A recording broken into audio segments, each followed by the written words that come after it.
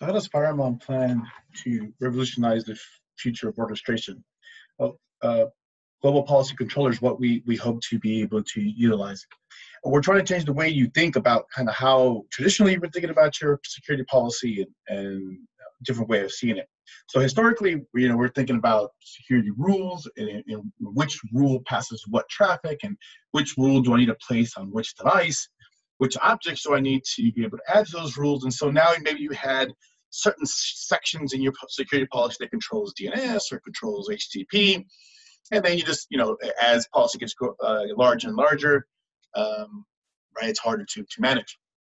That is not the case in GPC. We want to be able to abstract that connectivity. Now we want you to think of your security policy as what security policy do I need for my application access? And this is what you're seeing on the screen.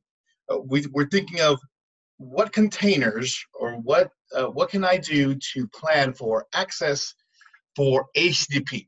Think of this as application connectivity mapping, SMTP access. And so now that you have this idea of not rule by rule, but what application connectivity do I have and what do I want to allow, that's the first step in GPC. You create a access profile, and in this access profile is what's going to govern the connectivity for that application. In this case, it's HTTP or HTTPS. So I come into the access rules, and now I can actually start planning that access. So this is what looks a little bit more on the traditional side, right? We can create a new access rule, and we can document the description of this rule. We can use objects now, just like we've always been so familiar with doing, right? And we want to add some type of HTTP type of access, right? So you plan with native objects if on the devices that we import, or you have the ability to create your own, right? So you can come in and create your own application object or your own source destination object, service object to what we're going to plan to control access for that application. So all this is normal. All this is kind of familiar. We're already used to this. Now, how are we going to help you fast track these requests? So this is like your user would have access to this portal, and they would say, well, I need access for HTTP, or I need access for SMTP, and they would come into these security profiles and start managing that access. How are we going to fast track this? So one of the main things, objectives to GPC is to be able to fast track these requests, so you no longer have the bottleneck of the review, the bottleneck of the design. How is GPC going to help you there? But once you have the idea of, well, how I'm going to build this access, now you want to see, well, how can I fast track this? The answer to that is the actual compliance engine. The compliance engine allows you to do that exactly. You can control from the very, very beginning, even before anybody asks for access to the access profiles or access rules, security team can say, yeah, if anybody on any team asks from anywhere, asks for telnet access, and they want to accept that, my compliance policy, my framework, my golden rules, if you want to call it, is no, you're not going to be able to ask for that. So right from the very, very beginning, as soon as someone asks for that access, you're going to get a response saying, nope, global denied for telnet. That's one way to fast track, right? All the requests, all the access requests that come in for access rules that want to ask for telnet, automatic no. My cab doesn't even need to see that. How about the next example? As long as a request comes in from this network, I trust this network, and as long as they're asking for access to these web services, I'm okay with that. Security is fine with it. We as a CAB are going to approve that, and so why not automatic fast track pass? Let the compliance engine weed out the auto yeses and auto nos based on pre-identified, contemplated access. This is how we're going to fast track you. And on the connectivity that you still think that is a little more complex, you still have to have maybe a human eye look at it and say, yeah, let's review this as a CAB. Maybe those the tickets are for the CAB. So as long as the access comes or the request comes in from that network, if they want access to SSH, I I probably say yes, probably say no, depending on what they want to have access to. Let's go ahead and put that in needs review. And so every single time some request comes in that matches that particular behavior, then my CAB can actually take a look at it. All my authorized reviewers can take a look at the access profile, the access rule, and say, yep, that access rule is asking for SSH. Yeah, that's fine, right? That'll be allowed. And then you just go ahead and approve that. So an example, if today your CAB does 50 tickets a week, and GPC can auto approve or auto fail, let's say 20 of those tickets automatically right from the front end, CAB doesn't even need to see it. Well, now your CAB only really needs to review 30 tickets a week. We have now effectively made them more efficient. They are looking at actual tickets, actual requests for access that they should be, right? It's a little more complicated. It needs to be reviewed by more eyes. Let's go ahead and set that to needs review. So that is the whole idea. That is the beauty, I think, of GPC and how we can fast track access. If you want to be able to have these applications, as long as they ask for this access, guys, I'm always going to say yes to it. Why do I need to stop and have a human review it and say yes, rubber stamp, because there's some process that needs to happen? If I can get sign off at the beginning, I build this compliance framework, I build the auto yeses, the auto nos, and then the needs review, right? Security doesn't have to be a bottleneck anymore. Security can enable the business and only really think about or need a human intervention when it has been decided based on the application or the access that was requested. So now that we built the access, right? Let's say first step. If you want compliance to be right in the beginning, you want to have that guardrails for access for anybody on your teams, any of your users to request access. Great. You go in and start building out this compliance rule checks. Once you have this, as soon as people start asking for access, coming in, logging in, and either editing existing access profiles for connectivity they want, or they want to build their own, as long as they have permission to do that and request that access, great. Imagine how quick that can be. If you already have the compliance framework already set up, then they can ask for the request, they can put in that access rule, and compliance will just let it go through auto approve if that's what the decision was. Now, it doesn't stop there, right? Our orchestration doesn't stop there. Great, we can fast track approval. We just saved you time and money and effort on the CAB side. How about the actual orchestration side? What are we going to do with that type of orchestration? Well, we let you dial it up or dial it down depending on how much orchestration you're comfortable with. So, for example, if I come into the devices, per device, you can set up what's called an enforcement window. This allows you to select kind of what level of orchestration do you feel comfortable that GPC has permission to push these changes down to the devices. If it's set to manual only, that means that, yes, you're going to allow Fireline to, or GPC to be able to plan what the new rule is going to look like. We'll either use native objects already discovered, or we're going to, you have told Fireline to build a new object. We are going to place that rule in our managed section, right? Fireline does not, by default, just take over your whole security policy. We have a managed section that you have designated to us. And in that managed section, we're going to place the rule in the correct, appropriate position to make sure that connectivity actually works.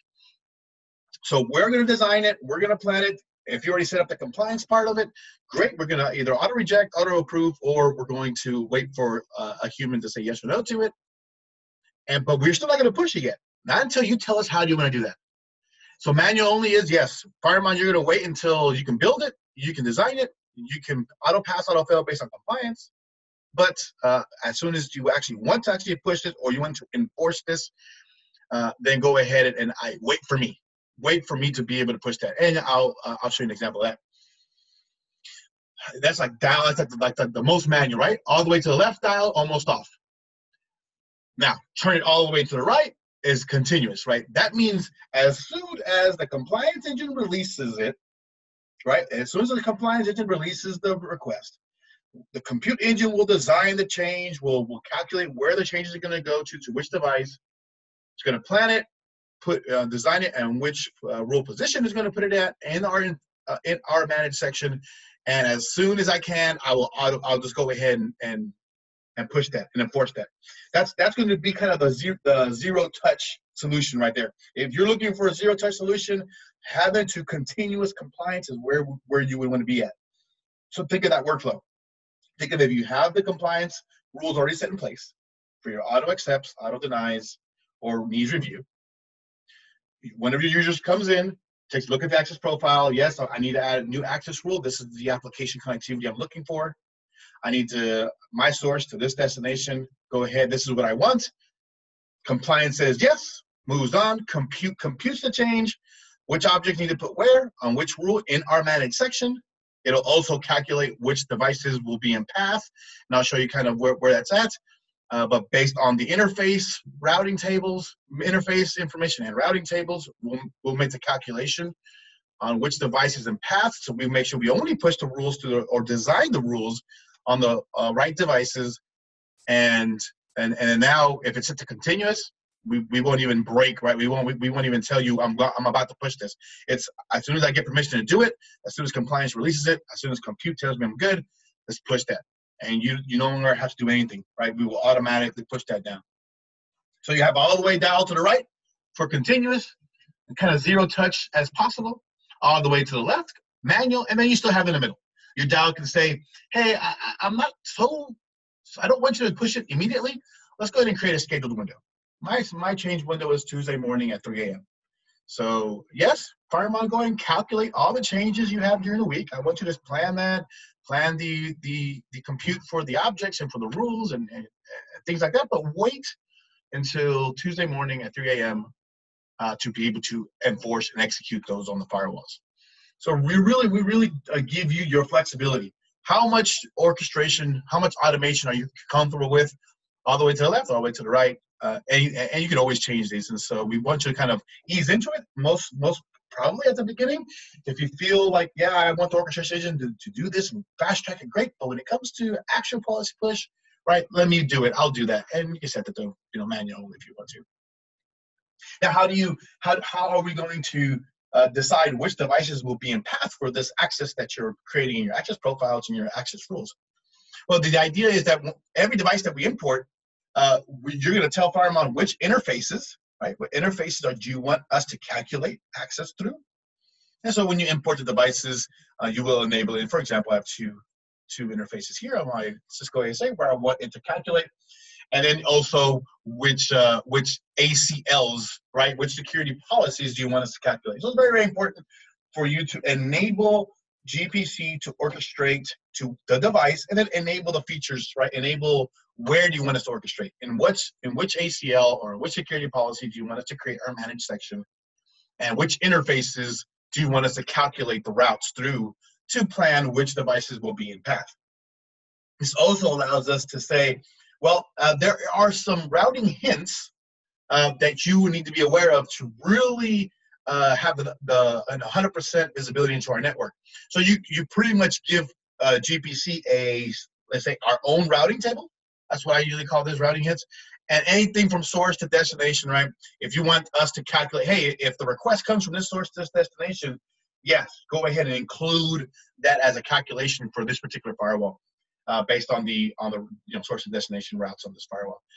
So now we can really be granular on exactly if a request, if an access rule comes from this source, this destination, which devices will be in path, because, right, we will automatically calculate it for the interfaces that you selected, based on the policy that you enable it for, and also if you need to add some routing hints for us, our own kind of Fireman routing table to make sure that we select the right devices, you have that ability there as well. So that's how we're going to try to guarantee kind of proper path selection for which devices need to be managed or pushed to. So we talked about how we're going to plan new access through access profiles, access rules. We also talked about how the compliance engine works. If you set up your compliance engine beforehand, you'll be able to either auto accept, auto deny, or needs review. And hopefully that'll help you kind of fast track all the mundane changes, all the stuff that you guys are going to approve or disapprove anyway, right? And get that more process that much more efficient. And then we talked about how we're going to enforce it, right? You tell us what's your comfort level for your dial for enforcement. Now, what other type of access rules can you plan for? So earlier I talked about kind of the traditional, right? The traditional kind of access rule. right? Objects, what we're all used to. Objects, source, destination, services, great, right? Applications for application-enabled devices, something like Palo. But we also want you to have that application abstraction, that security intent, the application connectivity. I just want to plan what application needs access to what. And I don't necessarily want to always be trying to figuring out which rule do I need to plan and things like that. Enter our tag support. I'll give you an example. You see this the fourth access rule. It isn't a object like these are up here. This is my intent for my application connectivity is that all SMTP clients can always talk to all SMTP servers. And as long as their access is for this SMTP service, I'm going to accept it. That's what my intent is. The context of that can change, right? If I have new SMTP servers, great. I want to add them to the fold. If I have new employees that need new access to email, great. The intent is not going to change, right? The intent is I want my guys to have access to email. So you define this access rule based on tags and let Fireman do the nuts and bolts calculation on which rules need to be updated to allow that application connectivity. So I no longer have to manage each rule individually like I traditionally have done in the past. Now I can actually say, well, great, I have the access profile, the access rule, my intent has been defined. I come into the compliance, and compliance is okay with it, right? I will allow any of those SMTP clients to go to SMTP servers.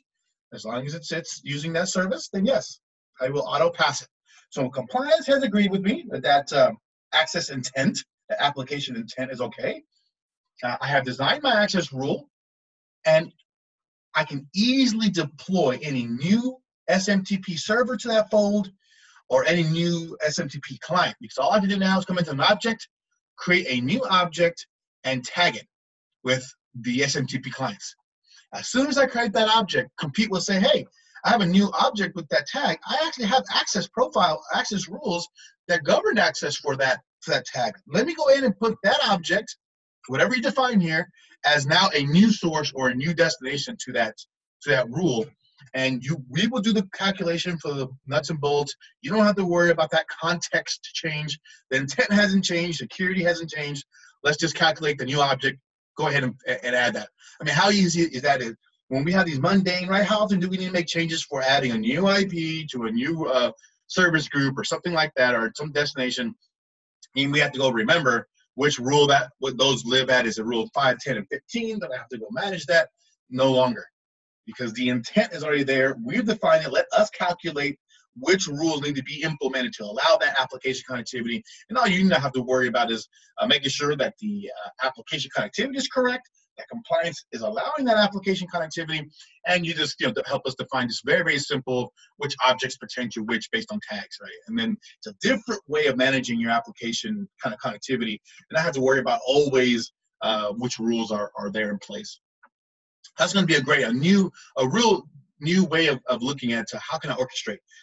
You still have the ability to orchestrate the legacy way, right? Just pure object based. Great, that's fine. But maybe you want to slowly graduate to application and connectivity intent, right? Security intent, and then go ahead and start defining those based on tags. And we even go this a little bit more further. So let's say there is always certain connectivity that always gets asked for. And I'll give an example of another kind of SMTP example. The SMTP servers, right, are there. That's always going to be the destination of any request for somebody who wants SMTP access. The service is always going to be the same. So why can't I templatize this? And that's exactly what we did. You can put templates for applications that you want to define, and all you have to do is select a variable. In other words, what's going to be the change, right? Where the constant is already here. The constants are what's always going to be requested in those type of access.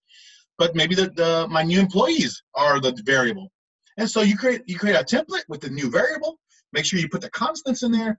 And now, for example, in this particular example, you see that I created I'm going to plan a new access for someone to consume this template, and all they needed to give me, all they needed to worry about was their source. That was their variable, right? They don't have to worry about which destination do I need to do for this access. They see a template, say, hey, This template allows access for SMTP.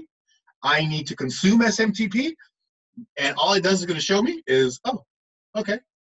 It's all it's asking me for is what source do I want, and I just type in my source for my object, and done. Right? The template has been consumed. We will calculate which rules need access, need change to allow that access. So, like I said, we're trying to really make this easy for you to look at your policy, design that policy, still have the same idea. If you want to go kind of legacy mode at first, great. Object-based, service-based, that's fine. But what if you want to move into intent-based kind of application connectivity view per se? If we go back to our access profiles, right? What rules govern HTTP? What rules govern SMTP? That's my context there. And then go in and add that access per those access rules, and they can be tag-based access, right? Kind of think of it as some type of application abstraction where you're no longer worrying about the nuts and bolts. Really let FireMind kind of handle that for you. You just tell us what the intent should be. So hopefully that makes sense. Kind of what GPC is trying to do, help you orchestrate, fast track, right? Fast track these mundane changes through the compliance engine to make sure that anything that you say is bad won't get enforced. Anything you say is good and you're always going to say it's okay, let that get fast tracked. Let's not be the bottleneck there. Anything that needs to be reviewed, great. But the same process, CAB can take a look at it. And then you tell us how you want to orchestrate. You tell us, right? Dial all the way to the right. We will try to do as zero touch as possible. Dial it all the way to the left. And we will wait for your command. We will wait for your permission to push that down.